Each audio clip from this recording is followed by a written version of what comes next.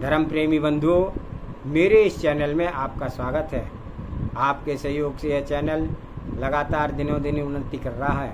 मेरे इस चैनल में आचार्य सोमकीर्ति द्वारा लिखा हुआ प्रद्युम्न चरित्र का वर्णन चल रहा है। पीछे हमने अपने 9 भागों में 4 सर्गों का वर्णन पढ़ा। आज के इस स्वाध्याय में पंचम सर्ग का वर्णन आरंभ किया जाएगा। इससे पहले हम मंगलाचरण करते हैं। जय बोलो देवादिदेव श्री आदिनाथ भगवान की जय। तुभ्यं नमस्ति भुवनाथि हराय नाथ, तुभ्यं नमः चितितलामलभूषणाय, तुभ्यं नमस्ति जगते परमेश्वराय, तुभ्यं नमो जिनभवोदधिशोषणाय। जय बोलो आदिनाथ भगवान की जय। तो जैसे हमने कल स्वाध्याय में पढ़ा था कि किस प्रकार से वन में रुक्मणी को देख करके सत्यभामा ने वनदेवी समझा, उसकी पूजा आदि करी और श्री कृष्ण ने उनका मजाक उड़ाया।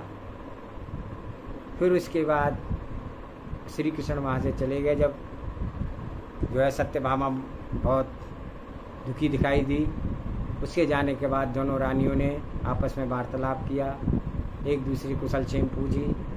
रुक्मणी ने सत्यभामा के पैर छुए और उसके बाद कुछ समय के बाद वहाँ पर श्री कृष्ण के दरबार में एक दूत आया जो हस्तिनापुर से दुर्योधन ने भेजा था, और उसने भविष्य की कल्पना करते हुए यह पत्र लिखा था कि अगर तुम्हारे यहाँ लड़की होगी और मेरे यहाँ लड़का होगा तो उसका संबंध होगा, यदि तुम्हारे यहाँ लड़का होगा मेरे यहाँ लड़की होगी तो उसका संबंध होगा। इस बात को केवल सत्यभामा को पता था, अन्य किसी रानी को इस बात के बारे में पता नहीं था।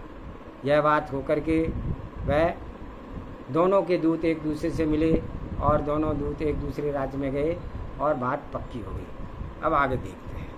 जब सत्यभामा का रुक्मणी द्वारा मान गलित हो गया तब उसका चित्त अतिशय दुखित हुआ। वह ठंडी सांसें खींचने लगी और मूर्खता से विचारने लगी कि मैं ऐसा कौन सा उपाय करूं जिससे रुक्मणी को ऐसा दुख उपजे कि उससे सहा ना जाए। रात दिन सत्यभामा इसी चिंता में पड़ी रहती थी कि एक दिन उसे अचानक उस दुर्योधन के दूत की याद आई जो विवाह संबंधी बात करने के लिए आया था। वह अपने मन में फूली नहीं समाई और विचारने लगी, क्या बढ़िया उपाय सूझा है जिससे मेरा तो दुख का छुटकारा हो जाएगा और रुक्मणी को असहाय दुख होगा। बात यह है कि वास्तव में पहले मेरे ही पुत्र उत्पन्न होगा और पीछे रुक्मणी के पुत्र होगा, अथवा नहीं भी होगा, क्योंकि मैं रुक्मणी से उम्र में तथा शरीर के आकार में सर्वथा बड़ी हूँ। अनुमान है, संभव है कि मेरे पुत्र ही की उत्पत्ति होगी। इस वास्ते तब मुझे दुख से छुटकारा पाने का उपाय अवश्य डालना चाहिए। इसमें श्री कृष्ण जी व बलदेव जी की भी साक्षी ले लेनी चाहिए। इस बात का दृढ़ संकल्प करने के लिए अपने विचार में काम लाने के लिए सत्यभामा ने अपनी दूती को बुलाया और दूती से अपना विचार प्रकट किया और रुक्मणी के महल को भेज दिया। सत्यभामा की दूती रुक्मणी के पास मंद मंद गति से डरती हुई पहुंची और रुक्मणी से विनय पूर्वक बोली, माता मेरे वचन सुनो। सत्यभामा ने मुझे किसी कारण से भेजा है कि इस वास्ते में आपके पास आई हूँ, परंतु वे असुभावने वचन मुझसे कहे नहीं जाते। तब भीष्मराज की पुत्री रुक्मणी ने जवाब दिया, हे दूती, तुझसे यह संदेशा क्यों नहीं कहा जाता? तेरे समान चाकरों का तो यही काम है कि जो कुछ मालिक ने कहा है उसे निर्भय होकर के सुनाना चाहिए। मैं तुझे अभय दान देती हूँ, मेरा कहना तू अन्यथा मत समझना। तब दूती बोली, माता मैं निवेदन करती हूँ कि आप सुकेतु विद्याधर की पुत्री सत्यभामा ने आपको यह कहलवा भेजा है कि रुक्मणी, यदि पुण्य के उदय से पहले तेरा पुत्र होगा तो प्रथम धूमधाम से उसका विवाह होगा, उसमें संदेह नहीं है। और मैं उसके लगन के समय उसके पाँव के नीचे अपने सिर के केस रखूंगी। तत्पश्चात बारात चढ़ेगी और मेरा दृढ़ संकल्प है, और कदाचित पुण्य के उदय से पहले मेरे ही पुत्र की उत्पत्ति हुई तो तुझे भी मेरे कहे के अनुसार अपने मस्तक के बाल पुत्र के चरणों के नीचे लगन के समय रखने होंगे। तब रुक्मणी ने मुस्कुराकर कहा, दूती, तेरी बहन, मेरी बहन सौत सत्यभामा ने जो कुछ कहा है वह मुझे स्वीकार है। इस प्रकार अभिमान में आकर के सत्यभामा और रुक्मणी ने अपनी ओर से दी 2 दासियों को भी सभा में भेजकर, सो ठीक है, मान सर्वस्व का नाश कर डालता है। सभा में आते ही दोनों दूती ने रानियों के प्रण प्रकट किए और इसमें श्री कृष्ण, बलदेव और सर्व यादवों की साक्षी ले ली। दूती सभा में से लौट करके आई। तत्पश्चात माननी सत्यभामा और रुक्मणी अपने अपने महलों को सुखपूर्वक तिष्ठी। एक दिन रुक्मणी आनंद से एक कोमल मनोहर फूलों की सेज पर पौड़ी हुई थी। तब उसने रात्रि के पिछले पहर में जगन्मान्य और परम आनंद से कर्ता कामदेव की उत्पत्ति से सूचक 6 स्वप्न देखे। प्रथम स्वप्न में रुक्मणी ने अपने विमान में बैठे हुए और राज्य वैभव सहित आकाश मार्ग में क्रीड़ा करते हुए देखा। प्रथम स्वप्न में उसने अपने को विमान में बैठे हुए और राज्य वैभव सहित आकाश मार्ग में क्रीड़ा करते हुए देखा। दूसरे स्वप्न में इंद्र के ऐरावत हाथी के समान हस्ती को अपने मुख में बैठे हुए और गर्जना करते हुए देखा। तीसरे स्वप्न में उदयाचल पर्वत पर उदय होते हुए और कमलों को विकसित करते हुए सूर्य को देखा। चौथे स्वप्न में बिना धुएं के जलती हुई अग्नि को देखा। और 5वें स्वप्न में कुमुद से प्रफुल्लित करने वाला चंद्रमा देखा। छठे स्वप्न में सन्मुख गरजते हुए समुद्र को देखा। ऐसा स्वप्न देखने के पश्चात प्रातःकाल तुरही की आवाज़ और भाटों की बिरदा वाली और रुक्मणी की निद्रा उठ गई। वह सचेत होकर के सेज से उठी और विधि पूर्वक स्नान करके वस्त्राभूषण पहन करके अपने प्राणनाथ श्री कृष्ण के पास गई। जाते ही भरतार को उसने नमस्कार किया और आज्ञा अनुसार उसने उनकी बाईं ओर सिंहासन पर बैठ गई। जब स्वामी ने आने का कारण पूछा तब रुक्मणी बोली, हे नाथ, मैंने पिछली रात सूर्य के उदय होने से पहले कई स्वप्न देखे हैं। उन्हीं के फल सुनने के लिए अभिप्राय से आपके पास आई हूँ। ऐसा कहकर उसने श्री कृष्ण जी को वह 6 सपने सुना दिए। श्री कृष्ण नारायण स्वप्नावली सुन करके परम प्रसन्न हुए और उन्होंने अपनी प्राण वल्लभा को उनका फल सुनाया, जिससे कि सारांश यह है कि तेरे निश्चय ही आकाशगामी और मोक्ष मार्गी पुत्र होगा। निपुणा रुक्मणी भरतार के वचनों से सुन करके अत्यंत संतुष्ट हुई और आज्ञा लेकर के अपने महल को वापस चली गई। स्वामी के वचनों से रुक्मणी को ऐसा विश्वास हो गया कि मानो पुत्र उसकी गोद में ही आ गया है। राजा मधु का जीव जिसके अनेक प्रकार के तपस्या करके 16वें स्वर्ग को प्राप्त हुआ था, वहाँ से वह चय करके रुक्मणी के घर में प्राप्त हुआ। उसे पुण्य का प्रभाव ही कहना चाहिए, जो चिरकाल तक स्वर्ग का सुख भोग करके वह रुक्मणी के उदर का भूषण बना हुआ है। सत्यभामा ने इसी प्रकार स्वप्न देखे और श्री कृष्ण जी ने भी उसे इस प्रकार उनका फल कह सुनाया। और कोई कल्पवासी जीव स्वर्ग से चय करके सत्यभामा के घर में आया। श्री कृष्ण जी सत्यभामा और रुक्मणी दोनों रानियों के गर्भ को बढ़ते हुए देखकर जो अंग की चेष्टा हुई वह प्रसन्नता कारक थी। संक्षेप में उनका वर्णन किया जाता है कि दोनों गर्भवती रानियों के नेत्र निर्मल हो गए थे, शरीर पीला पड़ गया था, स्तनों के अग्रभाग बहुत काले पड़ गए थे, नीचे चलने फिरने में आलस्य आने लगा था, उधर स्थूल होने लगा था, त्रिवली का भंग हो गया था और मुख की सुंदरता बढ़ने लगी थी। इस प्रकार शरीर अनेक अनेक विकार हुए और श्री कृष्ण को आनंददायक अनेक दोहले हुए। उन्होंने राजा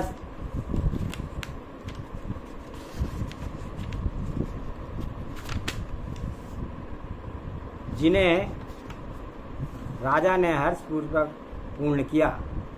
गर्भकाल के पूरे 9 मास व्यतीत होने पर रुक्मणी को उत्तम तिथि में शुभ नक्षत्र में शुभ कारण योग से पंचांग शुद्धि में पुत्र रतन की प्राप्ति हुआ और पुत्र की उत्पत्ति को देख करके रुक्मणी का अप्रमाण आनंद हुआ। पुत्र को सूर्य के समान प्रतापवान और शुभ लक्षण वाला धारक जान करके रुक्मणी और उसके कुटुंबी को बड़ी प्रसन्नता हुई। बंधुजनों ने मंगल से शोभायमान नौकरों को श्री कृष्ण के आसपास की बधाई देने के लिए भेज दिया। जिस समय रुक्मणी के नौकर श्री कृष्ण के पास गए, उस समय वे सो रहे थे तो महाराज को नींद आ रही थी। ऐसा जान करके वे श्री कृष्ण के चरणों के पास विनय से मस्तक नवा करके खड़े हो गए। तब यह समझकर कि महाराज उठेंगे तो पहले उनकी दृष्टि सामने की ओर इसी तरह पड़ेगी तो ठीक ही है। लोक में जैसे मालिक वैसे ही नौकर देखने में आते हैं। इतने में सत्यभामा का नौकर भी बधाई देने के लिए वहां पहुंचा और उन्होंने घमंड में आकर के विचार किया कि हमारी महारानी तो पटरानी है, तो हम नीचे की तरफ क्यों खड़े हों। इसलिए श्री कृष्ण जी ने मस्तक के पास जाकर के खड़े हो गए। जब श्री कृष्ण जी की निंद्रा से जागे तब सेज पर उठकर बैठे तो प्रथम ही सामने खड़े रुक्मणी के नौकरों ने बड़ी प्रसन्नता से बधाई दी। हे नराधीश, आप चिरंजीव रहो, चिरकाल जयवंत रहो। रुक्मणी रानी के पुत्र रतन की उत्पत्ति हुई है, उसके साथ आप चिरकाल पर्यंत राज सुख का अनुभव करो। नौकरों के मुख से पुत्र जन्म के सुहावने शब्द सुनकर के कृष्ण नारायण को संतोष और हर्ष हुआ। उन्होंने तत्काल गुण निधान पुत्र जन्म की बधाई देने वालों को राज चिन्ह छोड़ करके समस्त वस्त्राभूषण इनाम में दे दिए और उसी समय आज्ञा दी कि जाओ और मंत्रियों को मेरे पास शीघ्र ही बुलाओ। आज्ञा अनुसार नौकर मंत्रियों को बुला लाए। मंत्रीगण कृष्ण जी के पास आए, तब प्रणाम करके सभा में बैठ गए। तब नारायण ने मंत्रियों को आदर पूर्वक कहा कि मेरे घर पुत्र उत्पन्न हुआ है, उसकी खुशी में याचकों को बे मांगे सो दान में दो, शत्रुओं को जेल खाने से छोड़ दो और जिन्हें मंदिरों में भक्ति भाव से पूजा विधान कराओ। द्वारकापुरी में उत्सव करो, नगरी को सिंगारो। और इस प्रकार मंत्रियों को आज्ञा देकर के श्री कृष्ण जी ने अपने कंधे से मुड़का के सिराने की तरफ मुड़ करके सिराने की तरफ देखा। तब विद्याधारी सत्यभामा के नौकरों ने बधाई दी। तब वे, हे देव, विद्याधारी सत्यभामा महारानी के पुत्र की उत्पत्ति हुई है। ऐसे वचनों को सुनकर के श्री कृष्ण और भी प्रसन्न हुए और हुक्म दिया कि इन्हें भी इनाम में धन धान और वस्त्राभूषण प्रदान करो। सर्व प्राणियों को बुद्धि धर्म और क्षयोपशम के अनुसार हीना अधिक होती ही है, और जो अतिशय अभिमान करता है उसका विनाश होता है। देखो, 3 खंड का ही स्वामी रावण मान करने के कारण नष्ट हो गया। श्री कृष्ण नारायण ने के यहाँ 2 पुत्र रत्नों का जन्म हुआ। द्वारकापुरी में बड़े बड़े उत्सव हुए। याचकों को इच्छा अनुसार दान दिया गया। मित्र वर्ग का, बंधुजनों का बहुत आदर सम्मान किया गया। कुलीन स्त्रियों को अनेक प्रकार के आभूषण वस्त्र भेंट किए गए। नगर में विधि पूर्वक तोरण, बंधनवार आदि बांधे गए। मंदिरों में शिखरों पर पताका फहराई गई। कहाँ तक वर्णन किया जाए, इतना ही कहना बस होगा कि सब मनुष्यों ने अपने अपने घर पे महल उत्सव मनाया, महान उत्सव मनाया। ठीक ही है, जब राजा के ही पुत्र उत्पन्न हो तो प्रजा उत्सव क्यों ना करे। जिस प्रकार हस्तिनापुर में शांतिनाथ, कुंथनाथ, अरनाथ स्वामी के जन्म कल्याण के समय देवों ने उत्सव किया था, उसी प्रकार कृष्ण नारायण के पुत्रों के जन्म के समय नगरवासियों ने उत्सव किया। और जब प्राण प्यारी रुक्मणी को पुत्र उत्पन्न हुआ तब श्री कृष्ण का चित्त उसमें और भी अधिक आसक्त हो गया। उन्होंने याचकों को इच्छा से भी अधिक दान दिया। श्री कृष्ण की प्रसन्नता और तुष्टि का, संतोष का पार न था। उन्होंने गुरुजनों का बहुत सम्मान किया और भाई बंधुओं को हर प्रकार का प्रसन्न करके खुशी रहने लगे। इस प्रकार यदुवंशियों के राजा ने श्री कृष्ण नारायण के महल के 5 दिन तक विधि विधान पूर्वक के अनुसार महोत्सव होते रहे। और 6ठे दिन क्या हुआ सो सुनिए। उस दिन सूर्य अस्त हुआ, और जिसका कारण यह मालूम होता है कि आज की रात्रि के समय श्री कृष्ण नारायण के पुत्र का हरण होने वाला है, जिससे कि श्री कृष्ण को तथा उसके स्वजन को बड़ा दुख होगा, और यह दुख मुझसे ना देखा जाएगा। ऐसा जान करके मानो सूर्य अस्त हो गया है, सो ठीक ही है। सत्पुरुषों ने अपने सन्मुख दूसरे को दुखित नहीं देख सकते। भावार्थ, दूसरों को दुखी देखना नहीं चाहते। सूर्य के अस्त होने पर क्या क्या फेरफार हुआ और संक्षेप में वर्णन किया जाता है। कमलिनी संकुचित हो गई, चारों ओर अंधकार फैल गया। चकवा चकवी जो शब्द करते हैं वे कलियों पर भौरे उड़ करके पड़ते हैं। उनमें से ऐसा मालूम होता है कि कमलिनी रूप स्त्री सूर्यपति के वियोग से रोती है और आंसू टपकाती है। चकवा चकवी के शब्द, उनका रोना और भंवरों का पड़ना, उनके आंसुओं का पड़ना संध्या के समय चकवा चकवी का वियोग का संभावना से गिर पड़ती और पति के मुख चुम्बन करके बार बार मूर्छित हो जाती। शरीर से चिपके हुए पति का बारंबार अवलोकन करती और विरह के कारण सूर्य पर क्रोध करती। सूर्य को समुद्र में पतित होने पर अर्थात डूबे जाने पर संध्या रूपी स्त्री उनके वियोग में काष्ठ का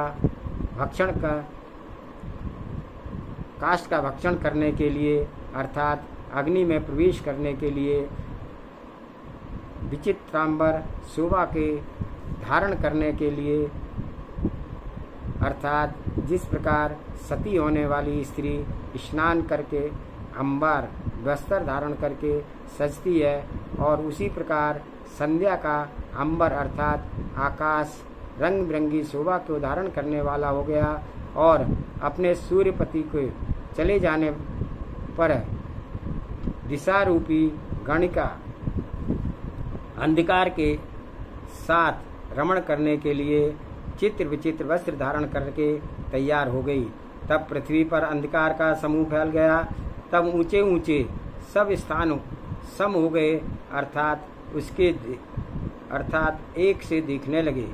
जिस प्रकार से मलिनात्म राजा के होने पर नाना प्रकार के आचरण करने वाले ऊंची और नीची जाति के संपूर्ण लोगों में समता हो जाती है, उस अंजन के समान काले भयंकर चारों ओर फैलने वाले दिशा, लता, आकाश, भूमि, पर्वत आदि कुछ भी नहीं, सबका अभाव दिखने लगा।